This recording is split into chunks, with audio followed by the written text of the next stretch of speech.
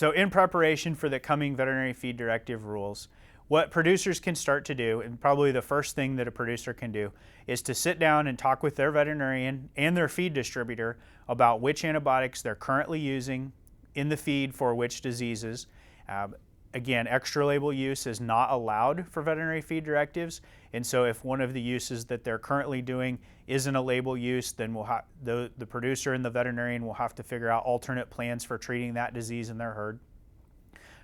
The other thing, other than getting those parties involved, making sure everybody has some reasonable idea of which form will be used. So if the veterinarian is expecting to use electronic forms, but the producer is expecting and the feed distributor expecting to receive hard copy forms, working out the logistics of the process of getting the veterinary feed directive from the veterinarian to the feed producer so that the feed can get to the client.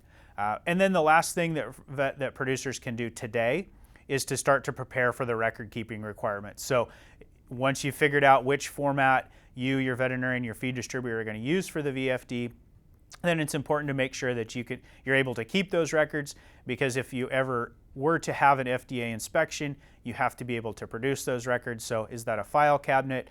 Is it a system? Is it something on your computer that can be easily retrieved? And is it backed up and stored appropriately so that you don't lose that? Those are things that you can do today. When the VFD goes into place, you still have those responsibilities, but then really the primary responsibility for producers is to make sure that they don't feed an antimicrobial in the feed without a valid VFD from their veterinarian.